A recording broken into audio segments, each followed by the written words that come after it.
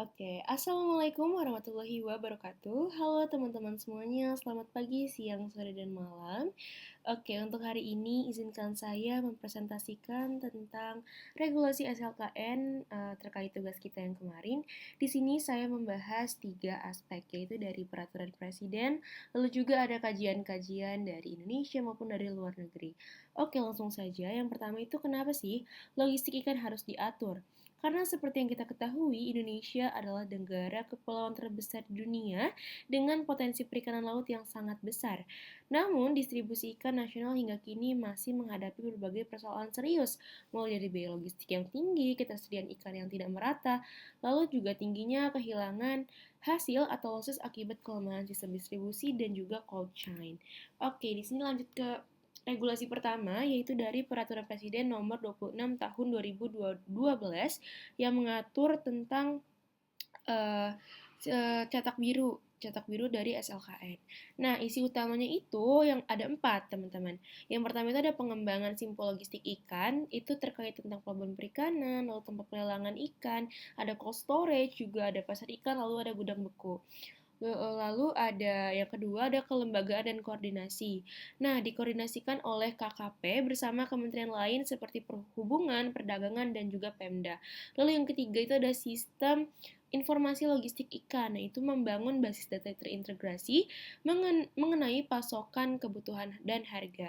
Lalu yang keempat itu ada peran pelaku usaha, itu dari swasta, koperasi, dan juga masyarakat lokal yang dilibatkan untuk memperkuat rantai distribusi.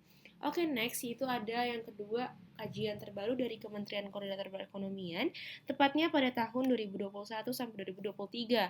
Nah, Kemenko Perekonomian ini dalam evaluasi Siklopnas mencatat beberapa isu penting, seperti biaya logistik Indonesia yang masih tinggi, tentunya sekitar 23% dari PDB, lalu distribusi ikan tidak efisien karena simpul logistik belum terhubung optimal, lalu juga ada infrastruktur cold chain belum merata, terutama di Indonesia bagian timur. Nah, ada rekomendasi utama dari kajian tersebut nih.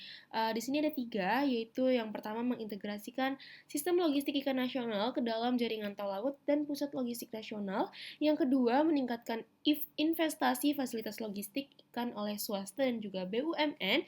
Lalu yang ketiga itu mendorong penerapan digitalisasi logistik dan integrasi antar moda. Lalu juga yang terakhir ada kajian yang ketiga ya, ada kajian USAID atau dan juga Oceans and Fisheries Partnership. Nah, di sini tuh temuan utamanya itu ada distribusi ikan di wilayah pesisir masih bergantung pada sistem tradisional, atau juga yang kedua ada traceability dan cold chain tidak memadai, lalu menyebabkan food loss tinggi. Yang ketiga itu temuan utamanya kurangnya sistem informasi produksi dan distribusi secara real time. Lalu yang selanjutnya adalah rekomendasi USAID, pengembangan micro cold chain berbasis desa pesisir, lalu menggunakan e-logbook dan sistem traceability berbasis digital. Yang ketiga, memperdayaan koperasi nelayan dalam rantai logistik. Oke, mungkin cukup sekian pemaparan regulasi SLKN dari aku. Sampai jumpa di pertemuan selanjutnya. See you!